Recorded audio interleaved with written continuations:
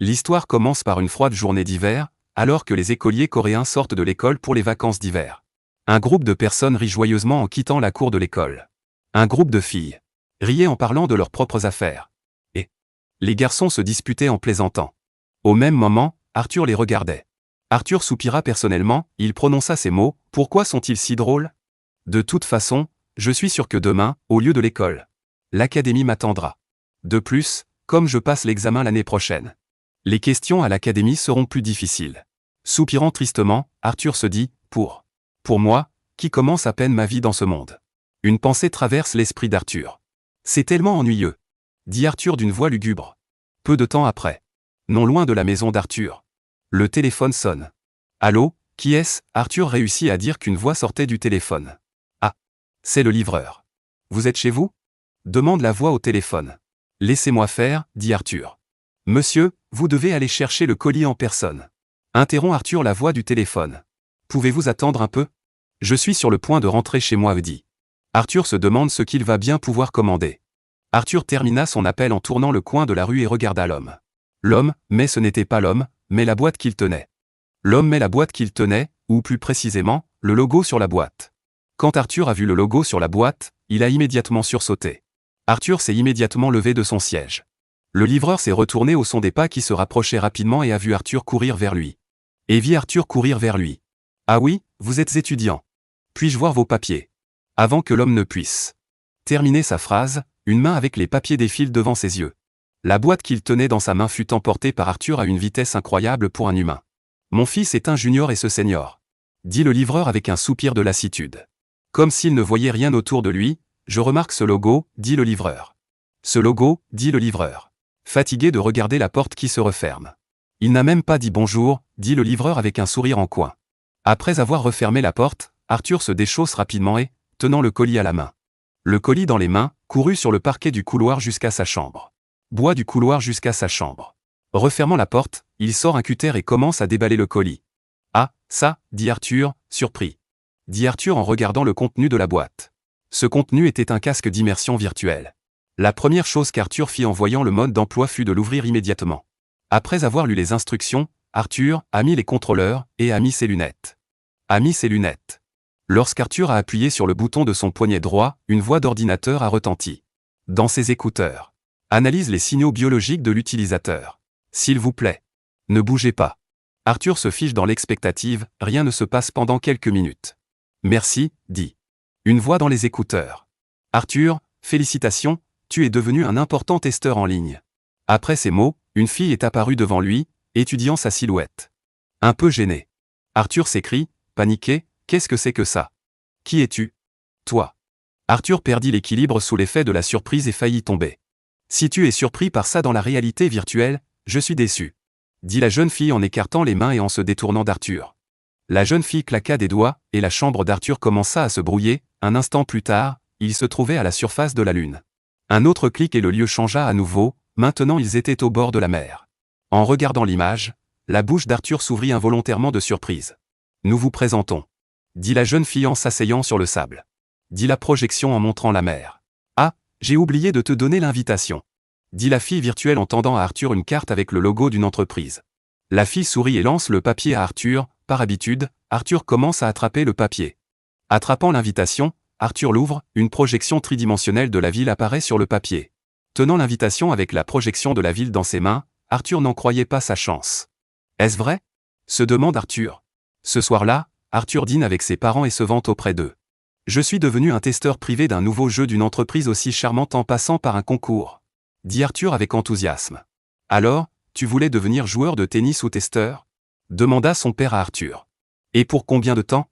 demanda le père à son fils en portant sa cuillère à la bouche. « Moins 15 jours et 14 nuits. Ce sera pendant les vacances d'hiver, » répondit Arthur. « Et je serai aussi payé pour mes heures de travail. »« Papa, je... » »« Non. » Il a dit comme une coupure. Il y eut un silence à la table. Mais Arthur essaya de convaincre son père. Le père posa brusquement la cuillère sur la table, effrayant à la fois son fils et sa femme. « Arthur, tu es un lycéen qui participe à un camp d'entraînement des marines. Et qu'as-tu accompli ? Un jeu ? Un joueur de test ? Tu as perdu la tête ? Hurle le père d'Arthur. Maman. Arthur lui a demandé de l'aide. Combien de fois t'ai-je dit que l'apprentissage est léger? Il faut pousser, le père d'Arthur continue d'insister. Furieux, Arthur dit, j'ai compris. Si je ne peux pas le faire, je ne le ferai pas. Je n'irai pas. S'écrie Arthur en se levant de table. Tu n'as pas fini, où vas-tu? Fiston.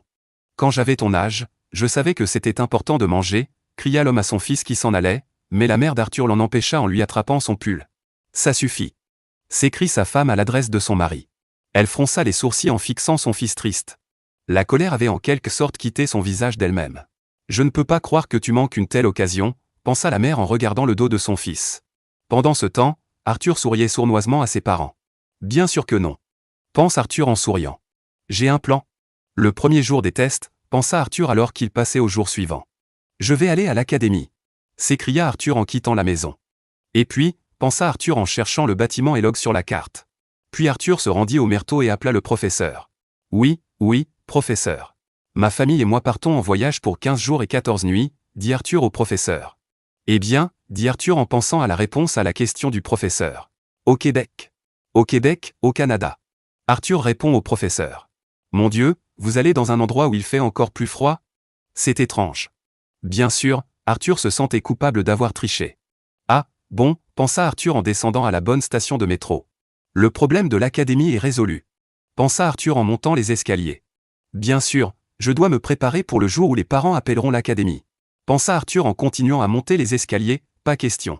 Pensa Arthur avec enthousiasme, repoussant les pensées désagréables, d'autres choses sont plus importantes maintenant. Après quelques minutes, Arthur atteignit le bâtiment Elog et entra, s'arrêta à la porte d'un bureau avec de nombreux écrans suspendus au-dessus de la porte, c'est ici.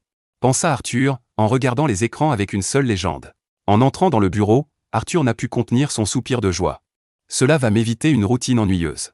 Pensa Arthur, la bouche ouverte, en regardant la pièce. Étudiant. Peu importe ce qui se passe dans ce bâtiment. Avant que le garde n'ait pu finir de parler. Arthur lui montra avec suffisance le bracelet de réalité augmentée, invitation du royaume virtuel. Le garde est surpris de voir le poignet d'Arthur. Levant les yeux vers le garde, Arthur a pointé son doigt vers le terminal. Après qu'Arthur ait attaché le dispositif au terminal, on le laissa passer. En entrant dans le hall, Arthur est choqué par le spectacle étonnant qui s'offre à lui. Des gens portant divers costumes fantastiques se promènent dans le hall. Ne sachant que dire, Arthur continue de fixer le géant de 2 mètres de haut, armé d'un grand marteau de combat, lorsqu'il s'aperçoit qu'il a été remarqué par le grand homme.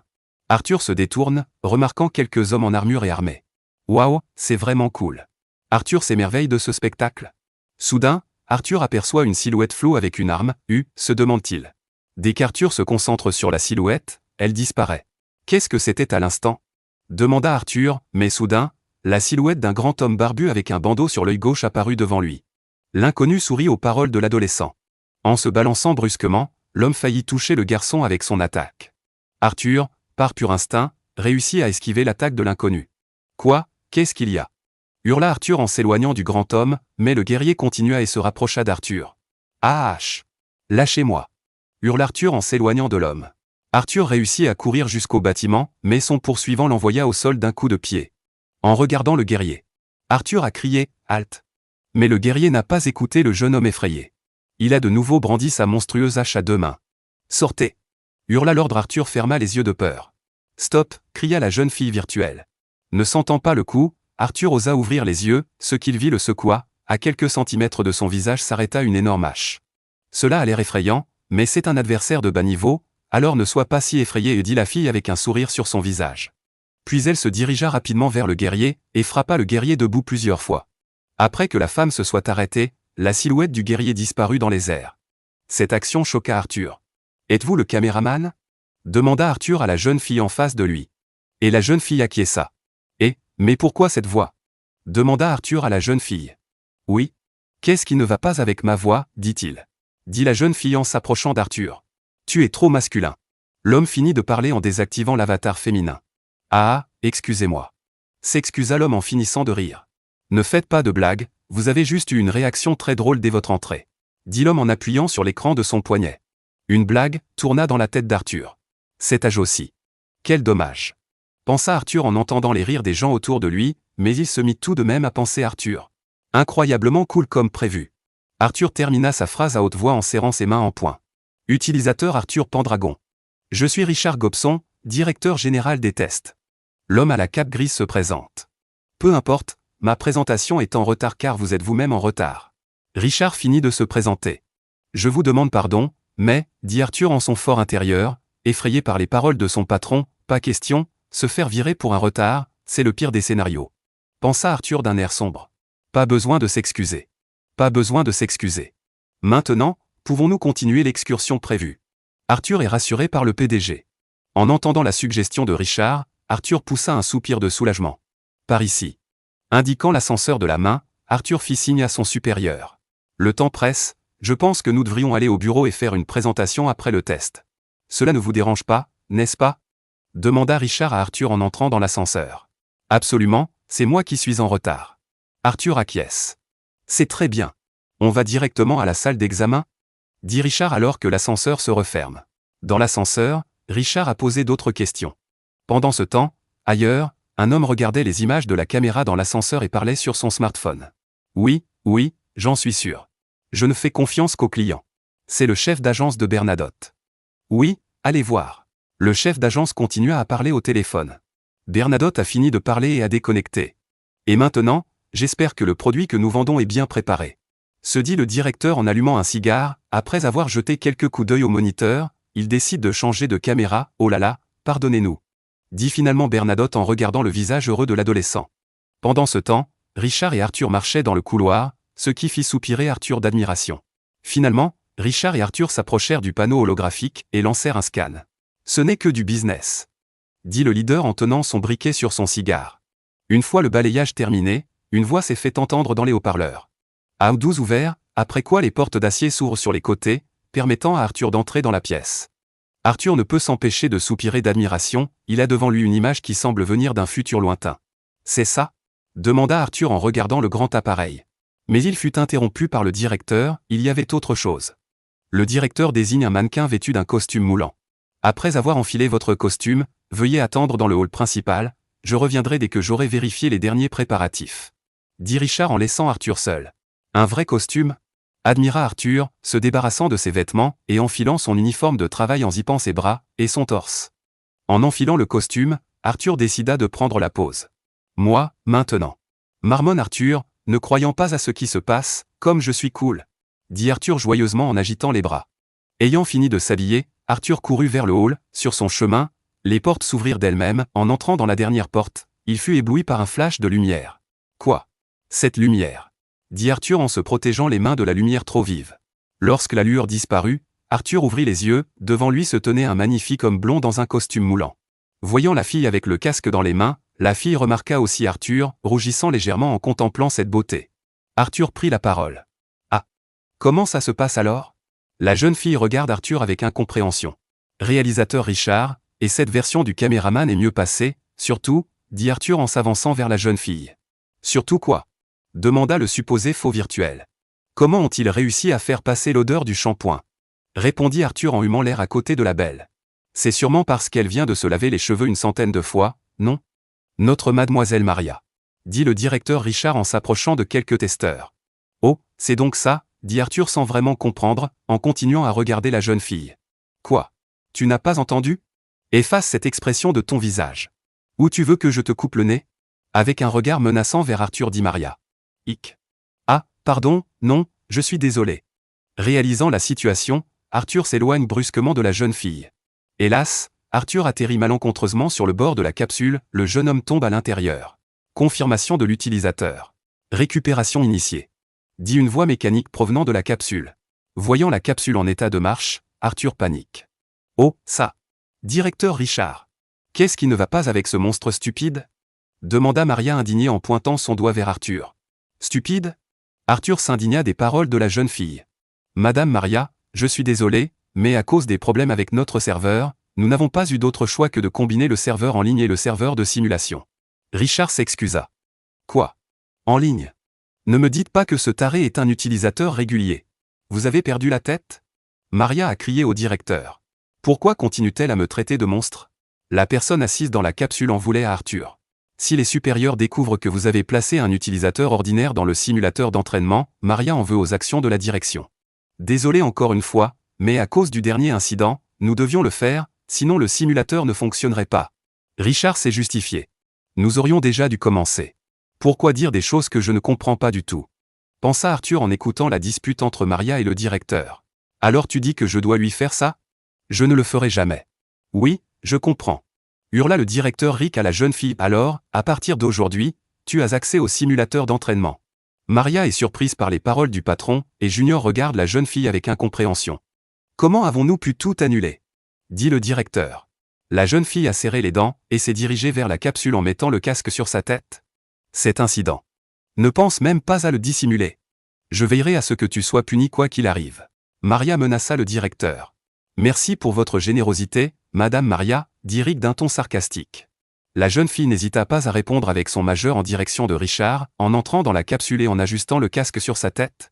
Lorsque la jeune fille est entrée dans la capsule, le directeur continue, d'ailleurs, vous vous occuperez des commandes élémentaires au fur et à mesure. Alors, préparez-vous, honorable Arthur Pendragon. Dit Richard avec un sourire crispé. D'accord.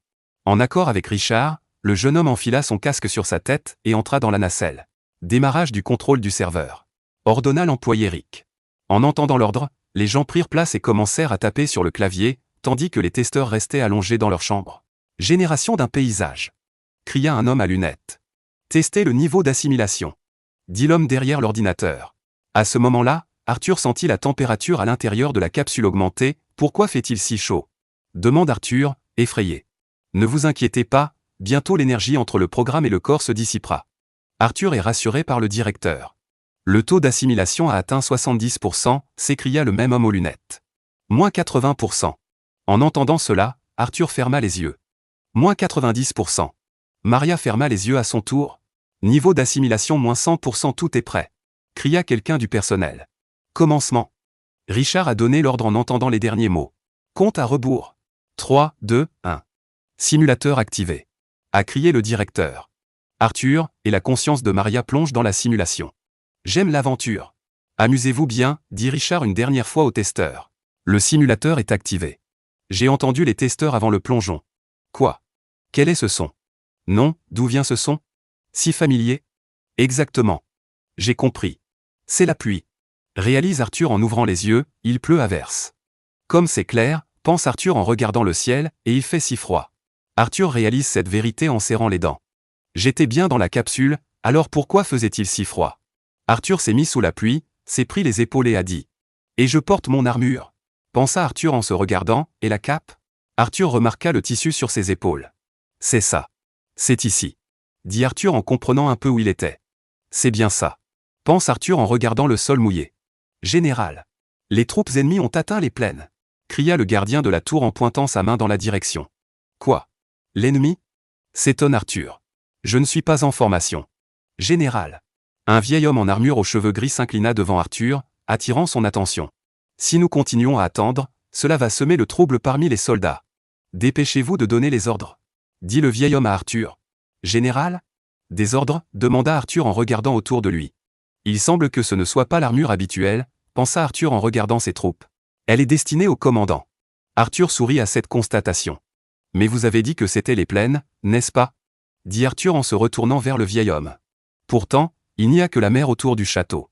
Ce disant, Arthur regarda la vaste étendue d'eau. La mer, même Dieu aurait voulu qu'il n'y ait que de l'eau de mer Noire, dit le vieil homme en regardant derrière les murs. Quoi? S'étonne Arthur en entendant les paroles du vieil homme. N'est-ce pas la mer? Si c'est le cas, qu'est-ce que c'est? De quoi parle-t-il? Arthur réfléchit, regardant l'horizon. Le spectacle le choqua au plus haut point, à l'extérieur des murs du château, il y avait une armée qui couvrait toute la terre, devant, il y avait des pelotons de lances, quelque part derrière, il y avait des archers, et parmi eux, il y avait des guerriers armés de lourdes haches. Comment peuvent-ils être si nombreux? Dit Arthur, horrifié, en regardant la mer d'ennemis. Général, reprenez vos esprits. Même si la situation semble désespérée, donnez des ordres rapidement. Dirigez-nous. Le vieil homme supplie Arthur à voix haute. Ec. Effrayé par un tel ton, Arthur. J'étais déjà mort de peur. Pourquoi est-ce que je crie sur un PNJ? Tout ce qui me vient à l'esprit Arthur. Il doit bien y avoir une télécommande quelque part. Où est la fenêtre de l'interface? En balayant d'un côté à l'autre Arthur. Pendant ce temps, les troupes contre l'encoche commencent à bouger. L'ennemi est déjà prêt à passer à l'offensive. Rapporte la tour de guet. Général. En criant, le vieil homme tente de joindre Arthur. Bon sang. Je n'ai pas de manuel pour le jeu, qu'est-ce que je suis censé faire de toute façon? s'écria Arthur ne trouvant pas l'interface. Voyant l'état de son général, le vieil homme resta sans voix. « Je ne peux pas rester les bras croisés et les laisser attaquer les premiers !» cria le vieil homme en prenant le commandement, tous en formation de combat. « Archers, préparez-vous !» Les guerriers se préparèrent au combat, et les archers tendirent leurs arcs et visèrent. « N'oubliez pas de vous battre jusqu'à votre dernier souffle. » Le vieil homme encourage ses troupes. Tous les guerriers poussent un grand cri de guerre. Arthur n'a plus qu'à observer en silence les actions de ses guerriers. Les archers lâchent la corde de leur arc et une pluie de flèches s'abat sur l'ennemi. Les flèches survolent le mur à grande vitesse et se précipitent sur l'ennemi, frappant les lances des premiers rangs. Les soldats ennemis ne peuvent se défendre complètement contre les flèches. Mais derrière les soldats, les archers ennemis se préparent déjà à tirer, des dizaines de rangs d'archers, en un instant ils tirent. Et comme une tempête, les obus se dirigent vers la forteresse d'Arthur. Voyant les obus approcher, le vieil homme ordonna, « Chevaliers, levez vos boucliers. » Les chevaliers eurent à peine le temps de les lever qu'une pluie de flèches s'abattit sur eux, les flèches étaient nombreuses, elles volaient dans toute la ville, frappant les fenêtres des maisons, transperçant ceux qui n'avaient pas levé leurs boucliers. Pendant ce temps, les ennemis poussaient un cri de guerre et se dirigeaient vers la forteresse en dressant des échelles de siège, sur lesquelles les guerriers étaient déjà montés. Assez doués pour casser les échelles en y jetant des pierres, et pour rencontrer les ennemis avec des lances, mais à ce moment-là, quand un soldat poignarde une fois de plus un ennemi, il attrape sa lance et meurt, sans perdre de temps, l'ennemi suivant grimpait sur l'échelle. Et le soldat, toujours incapable de récupérer son arme sur le corps de l'ennemi tué, meurt sous le coup du suivant, après avoir reçu le coup, le corps du guerrier s'envole et tombe sur le sol. Arthur peut littéralement voir ses yeux se dessiller. C'est ça. Pensa Arthur en regardant cette image. Est-ce vraiment un jeu? Pensa Arthur en regardant le carnage. Si ce n'est pas réel, ça a l'air très réel. Est-ce réel? Arthur s'est posé une question philosophique en regardant le siège de la forteresse. Est-ce que c'est en ligne? Pendant que la bataille se déroule, un archer tire la corde de son arc et tira en direction de la forteresse. La flèche s'envole à grande vitesse dans le ciel. Elle survole le champ de bataille. Elle s'éleva au-dessus des murs de la forteresse, contournant les défenseurs de la forteresse. Le monde du jeu dans lequel je suis maintenant, pensa Arthur en regardant les cadavres des combattants. Soudain, la même flèche passe à côté de lui et lui tranche l'arête du nez, frappant l'arrière de la tête d'un guerrier à proximité. La sensation de douleur choque Arthur. H. H. Arthur respire bruyamment en regardant son propre sang. Ça fait mal. Ce n'est qu'un jeu, ça fait tellement mal. À haute voix, Arthur s'indigne de la douleur de l'arête de son nez qui s'est fendue, et je ne peux même pas dire si ça fait vraiment mal. Arthur est confus. Voyant la blessure d'Arthur, le vieil homme s'écrie, « Qu'est-ce que tu fais? » Protéger le général. Après les paroles du vieil homme, les chevaliers avec leurs boucliers ont couru vers Arthur, et se mirent en formation protectrice. Remarquant les flèches volantes, qui s'approchaient de lui à une vitesse incroyable. Arthur a crié, ressentant la peur de la douleur. Mais soudain, un mur de boucliers s'est dressé devant lui, le protégeant. Arthur respirait difficilement à cause de l'adrénaline présente dans son sang. Le jeune homme se serre la tête de peur de bouger. Toute cette situation doit être une erreur du système. Je ne trouve même pas la console. Marmonna Arthur en essayant d'oublier la situation qui l'entourait. Sérieusement, pensa Arthur dépité. Pendant ce temps, un éclair frappe la forteresse. Qu'est-ce que vous faites? Les archers ennemis ont cessé le feu. À vos postes, ordonna-t-il à l'homme aux cheveux roux qui était chevalier à côté d'Arthur. Les guerriers se dispersèrent, laissant Arthur seul. Alors qu'Arthur est occupé à se faire du mal, une main dans un gantelet d'acier se tendit vers lui. Le vieil homme le saisit par l'attache de sa cape. « Combien de temps encore vas-tu te comporter ainsi ?» hurle le vieil homme au visage d'Arthur. « Pourquoi ne donnes-tu pas d'ordre ?» demanda le vieil homme d'une voix forte. « Des ordres ?» Comme s'il était en transe, Arthur répéta. Se souvenant du bouton quitté, « Bien. Ordre ? S'il vous plaît, laissez-moi sortir du système. » s'écria Arthur, « C'est un jeu, je ne veux plus être ici. » En voyant cet événement et en entendant les mots prononcés par le vieil homme, « Qu'est-ce que vous racontez comme bêtise ?» secouant le général déconcerté au vieil homme. Pendant tout ce temps, nous n'avons pas parlé. En regardant la forteresse. Le général ennemi parle, c'est tellement ennuyeux. De penser à une vieille amitié avec votre père. Arthur Pendracon. Le commandant souriant. Une arme de l'air. Et se balance avec une force colossale. Un courant d'air vient balancer la hache du général ennemi. Atteindre les murs de la forteresse. Les défenses des piliers qui s'écroulent. Et balayer les guerriers choqués. Coupant leur corps en deux. Le vieil homme et Arthur ne peuvent que rester bouche bée devant ce spectacle. La hache géante s'est écrasée sur le mur comme un boulet de canon. Prenant ainsi la vie des infortunés gardes de la forteresse dont les têtes tombaient le long du mur. Avec une vitesse incroyable, littéralement sur des têtes qui tombent. Le commandant ennemi se dirigeait vers la forteresse. Prenant sa hache par la poignée et la levant à nouveau au-dessus de sa tête. Cette silhouette, dit Arthur, choqué, en regardant la silhouette familière d'un homme armé d'une hache. Je suis sûr de l'avoir déjà vu, dit Arthur en regardant l'ennemi qui brandit sa hache, c'est vrai. Je me souviens, dit Arthur, ceci. Blackwen. S'écrie Arthur en regardant l'homme en armure avec la hache géante dans les mains. Tuant ses soldats. Ah hache. Monstre. Courez. Les soldats décident d'essayer d'échapper au Blackwen. En position. Si nous reculons, nous mourrons, hurle le vieil homme en pointant son épée en direction de l'ennemi. Pendant ce temps, Blackwen courait littéralement sur la tête de ses ennemis. Pensez, il prononce le mot Blackwen en levant sa hache au-dessus de sa tête. Choquant le vieil homme par cette action, tu peux l'éviter si tu te prépares. Dit Blackwen en abattant sa hache sur la tête du vieil homme, tu veux te battre avec moi, cria le borgne aux yeux brillants. Blackwen commença à trancher comme un couteau chauffé au rouge dans du beurre. En un clin d'œil, une multitude de défenseurs de la forteresse furent abattus à une vitesse incroyable. Certains perdirent la tête, d'autres furent coupés en deux. Même le vieil homme n'a pas échappé à ce destin. Avant de mourir, il fut contraint de regarder ses soldats, découpés comme du bétail. Arthur est le dernier à regarder la silhouette d'un homme de grande taille, une hache à 2 mains à la main. Que fais-tu, Arthur Pendragon? Veux-tu te cacher derrière des têtes? Dit l'homme qui se tient devant Arthur dans le sang des soldats qui protègent le jeune homme. Tu sais que ton père était plus faible que moi. Lui dit Arthur en face. Je me souviens qu'il s'est tellement échauffé qu'il l'a brûlé. Dit le borgne. Sors ton épée de son fourreau. Arthur pouvait même voir son reflet dans la lame de l'épée. C'était dégoûtant. Dit Blackwen en soulevant l'épée. En regardant l'action du borgne, Arthur n'avait qu'une seule pensée, si je meurs. Comme ça. La partie est terminée. Pourquoi ne prenez-vous pas cette épée et ne vous levez-vous pas? L'homme demanda à Arthur. Qu'est-ce qu'il y a? S'étonne Arthur en se couvrant le visage de ses mains. Ne suis-je pas mort? Pense Arthur en regardant le visage de son adversaire.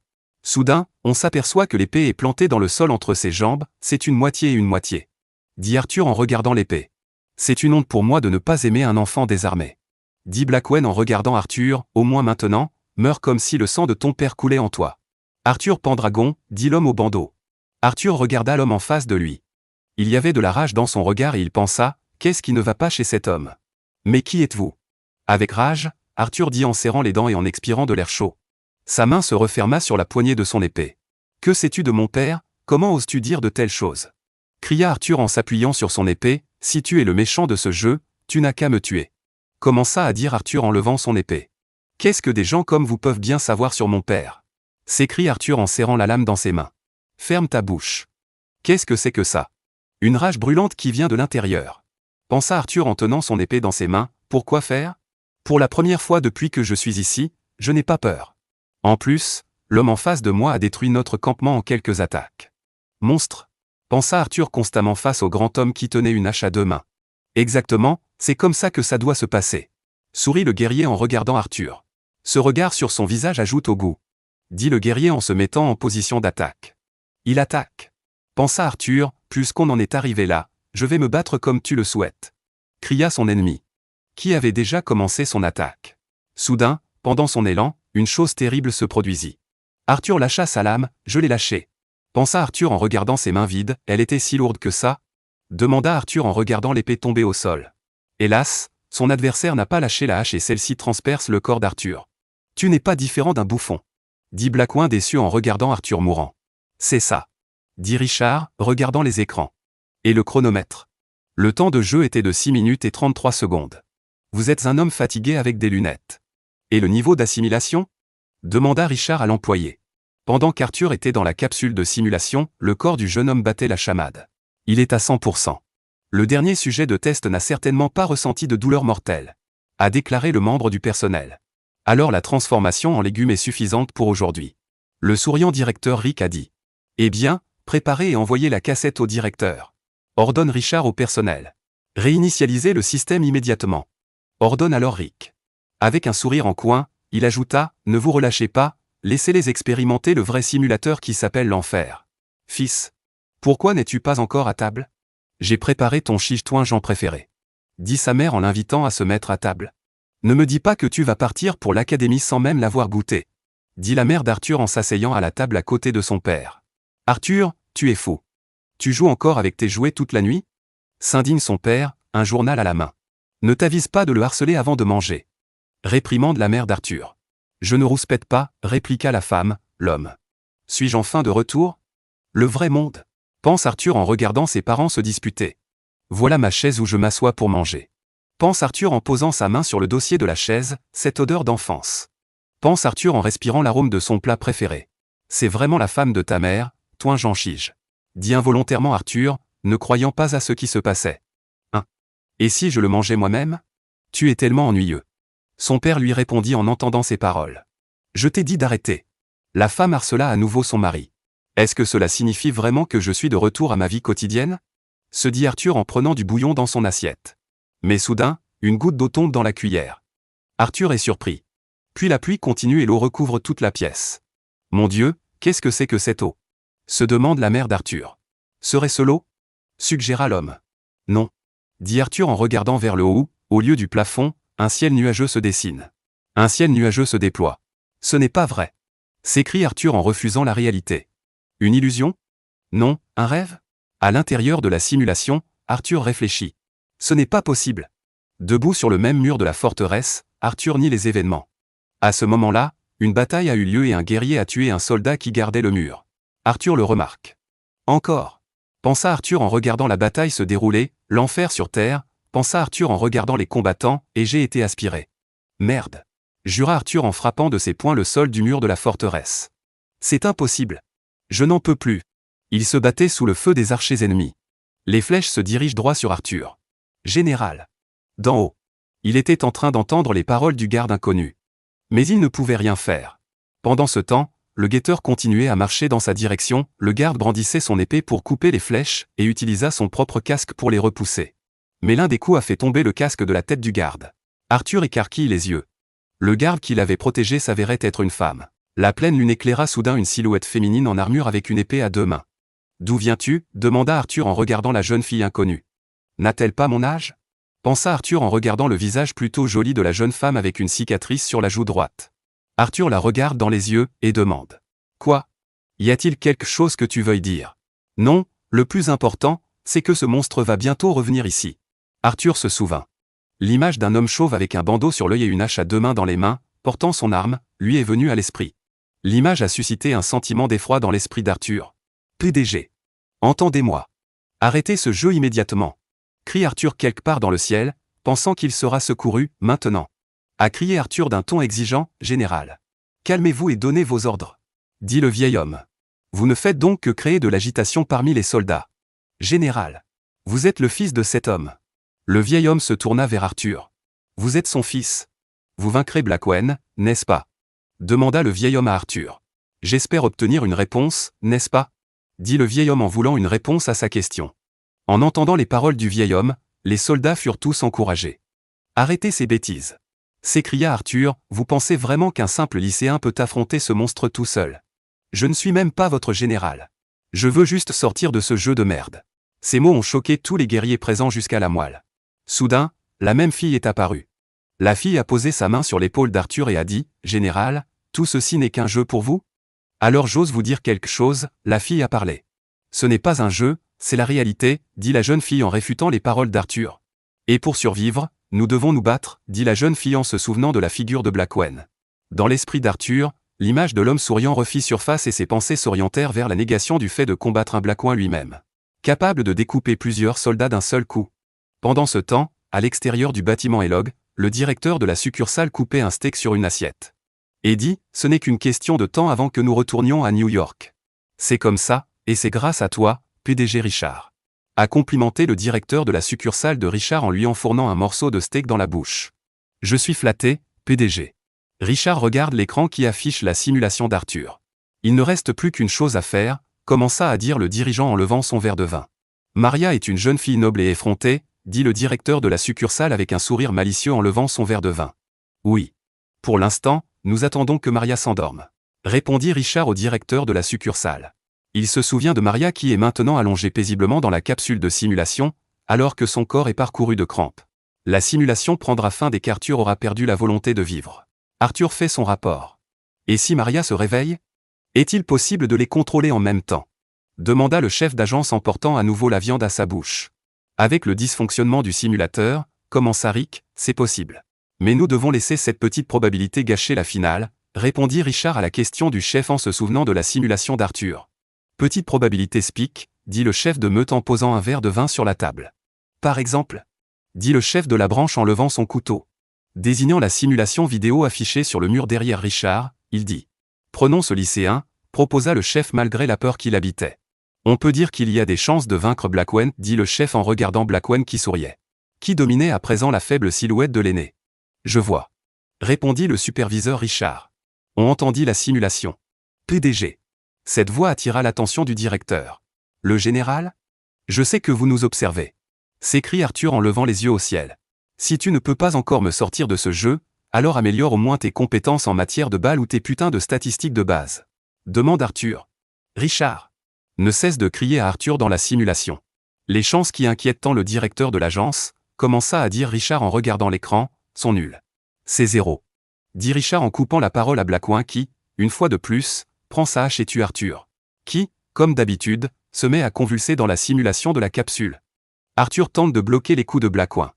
Mais ce dernier est trop fort, et il brise le bloc sans même s'en rendre compte.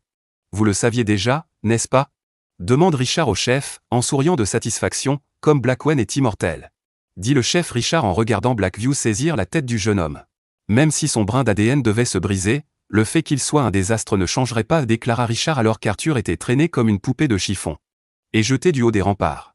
Arthur est pris dans le feu de l'action par l'ennemi, le regard vide. Oui, c'est vrai. Je me suis inquiété pour rien, finissons notre repas. D'accord avec Richard le chef. Je lève les yeux vers le grand sourire de Richard. Simulateur de fin de deuxième session.